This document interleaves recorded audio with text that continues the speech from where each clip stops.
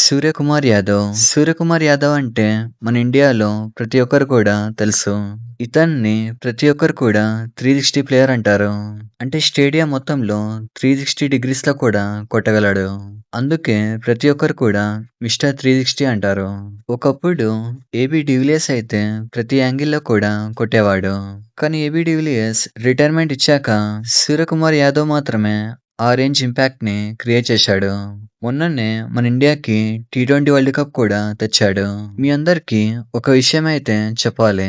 సూర్యకుమార్ యాదవ్ కెప్టెన్సీలో మన ఇండియా ఒక్క సిరీస్ కూడా ఓడిపోలేదు. సో సూర్యకుమార్ యాదవ్ గురించి ఈ రోజు అయితే ఈ వీడియోలో మాట్లాడుకుందాం. టాపిక్ దగ్గరికి వెళ్లే ముందు మీరైతే ఒక లైక్ వేసుకోండి, అలాగే సబ్స్క్రైబ్ చేయండి. సో సూర్యకుమార్ యాదవ్ అయితే 14 సెప్టెంబర్ రోజు బొంబాయిలో అయితే జన్మించాడు. ఇప్పుడంటే ప్రతి ఒక్కరు కూడా ముంబై అంటున్నారు, కానీ ఒకప్పుడు ప్రతి ఒక్కరు కూడా బొంబాయి అనేవారు. వీళ్ళ పేరెంట్స్ వచ్చేసి ఉత్తరప్రదేశ్ కి చెందినవారు. సో సూర్యకుమార్ యాదవ్ అయితే వారణాసిలో ట్రైనింగ్ తీసుకున్నాడు. ఇతని అంకుల్ పేరు వినోద్ కుమార్ యాదవ్. సో ఇతని అంకుల్ దగ్గర ఇతనైతే కోచింగ్ తీసుకున్నాడు. సో తర్వాత అయితే మళ్ళీ ముంబై వెళ్ళిపోయాడు. ముంబై వెళ్ళిపోయాక దిలీప్ వెంగస్కర్ అకాడమీలో జాయిన్ అయిపోయాడు. స్టార్టింగ్ లో సూర్యకుమార్ యాదవ్ అయితే క్లబ్ క్రికెట్ ని ఆడేవాడు. సూర్యకుమార్ యాదవ్ అయితే తన టాలెంట్ తో పైకొచ్చాడు. అంటే సూర్యకుమార్ యాదవ్ దగ్గర స్కిల్స్ అనేవి చాలా ఉండేవి.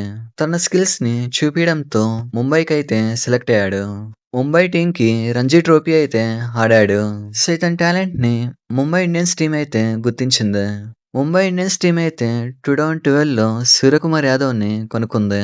అయితే 2012లో ఇతనికి కేవలం ఒక్క మ్యాచ్ మాత్రమే అవకాశం వచ్చింది. ఒక్క మ్యాచ్ లో కూడా ఏం ఆడలేకపోయాడు. తర్వాత 2014లో కేకేఆర్ టీం అయితే ఇతన్ని తీసుకుంది. కేకేఆర్ టీం కి 4 సీజన్స్ అయితే ఆడాడు. కానీ కేకేఆర్ టీంలో ఉన్నప్పుడు సూర్యకుమార్ యాదవ్ కి గుర్తింపు అనేది అసలు రాలేదు. కేవలం ఒక యావరేజ్ బ్యాట్స్మెన్ లా ఉండేవాడు. సూర్యకుమార్ యాదవ్ జీవితాన్ని మార్చిందంటే ముంబై ఇండియన్సే. 2018లో ముంబై ఇండియన్స్ అయితే మళ్ళీ కొనుక్కుంది. 2018లో సూర్యకుమార్ యాదవ్ అయితే ఓపెనింగ్ చేసేవాడు. 2018లో స్కై అయితే చాలా బాగా ఆడాడు. సో అప్పటి నుంచి ముంబై ఇండియన్స్ లో అయితే ఒక రెగ్యులర్ బ్యాట్స్మెన్ లా అయిపోయాడు.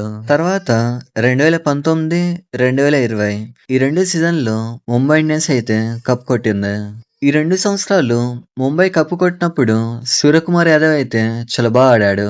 ముఖ్యంగా క్వాలిఫైయర్ మ్యాచెస్ లో చాలా బాగా ఆడాడు. ఇతని కెరీర్ లో టర్నింగ్ పాయింట్ ఏంటంటే 2020లో ముంబైకి ఇంకా ఆర్సీబీకి మ్యాచ్ అవుతుంది. ఆ మ్యాచ్ కి ముందు రోజు అయితే ఇండియన్ టీం సెలెక్షన్ ఉంటుంది. ఆ సెలెక్షన్ టీమ్ లో సూర్యకుమార్ యాదవ్ పేరు అయితే అసలు ఉండదు. తన పేరు లేకపోవడంతో ఇతనైతే చాలా బాధపడతాడు. సో రివెంజ్ ని ఆర్సీబీ టీం పైన తీసుకుంటాడు. ఆ రోజు అయితే ఆర్సీబీ టీం ని పిచ్చకొట్టుడు కొడతాడు. విరాట్ కోహ్లీ అయితే షాక్ అయిపోయి అలానే చూస్తాడు. సో అప్పటి నుంచి తన లైఫ్ అనేది మారిపోయింది. తన బ్యాటింగ్ స్కిల్స్ తో ఇండియన్ టీం అయితే సెలెక్ట్ అవుతాడు. 2021లో ఇంగ్లాండ్ తో తన ఫస్ట్ మ్యాచ్ ఆడతాడు. తన ఫస్ట్ మ్యాచ్ లో ఫస్ట్ బాల్ కే 6 కొడతాడు. అది కూడా మన ప్రపంచంలోనే డేంజరస్ బౌలర్ అయిన జోఫ్రా ఆర్చర్ ని. సో అప్పటి నుంచి సూర్యకుమార్ యాదవ్ అయితే ఎప్పుడు కూడా వెనక్కి తిరిగి చూడలేదు. అప్పటి నుంచి మన ఇండియన్ టీమ్ లో ఒక రెగ్యులర్ బ్యాట్స్మెన్ లా మారిపోయాడు. సూర్యకుమార్ యాదవ్ కి పేరు వచ్చిందంటే అందుకు కారణం తన బ్యాటింగ్ స్టైల్ అని చెప్పాలి. అంటే కొంతమంది బ్యాట్స్మెన్ వచ్చేసి లెగ్ సైడ్ కొడతారు, ఇంకా కొంతమంది ఆఫ్ సైడ్ కొడతారు. జోస్ బట్లర్ లాంటి వాళ్ళు బ్యాక్ సైడ్ అయితే కొడతారు, ఇంకా కైరన్ పోలార్డ్ లాంటి వాళ్ళు స్ట్రైట్ అయితే కొడతారు. కానీ సూర్యకుమార్ యాదవ్ మాత్రం ప్రతి సైడ్ కూడా ఆడతాడు. అంటే స్టేడియంలో 360 డిగ్రీస్ లో కూడా కొడతాడు. అందుకే తన బ్యాటింగ్ ని ప్రతి ఒక్కరు కూడా ఇష్టపడతారు. రోహిత్ శర్మ రిటైర్మెంట్ ఇచ్చాక సూర్యకుమార్ యాదవ్ అయితే కెప్టెన్ అయ్యాడు. సూర్యకుమార్ యాదవ్ కెప్టెన్సీలో ఏషియా కప్ ఇంకా టీ20 వరల్డ్ కప్ ఈ 2 అయితే గెలుచుకున్నారు. ఇక్కడ స్కై టాలెంట్ ని గుర్తించింది మరెవరో కాదు, రోహిత్ శర్మనే. రోహిత్ శర్మ అయితే 2011లో ఒక ట్వీట్ అయితే ఇస్తాడు. సూర్యకుమార్ యాదవ్ గురించి ఇలా అంటాడు: సూర్యకుమార్ యాదవ్ అని ఒక ప్లేయర్ ఉన్నాడు. ఆ ప్లేయర్ లో మంచి టాలెంట్ ఉందని చెప్తాడు. ఇంకా 2018లో తన ఓపెనింగ్ స్పాట్ ని సూర్యకుమార్ యాదవ్ కి అయితే ఇచ్చాడు.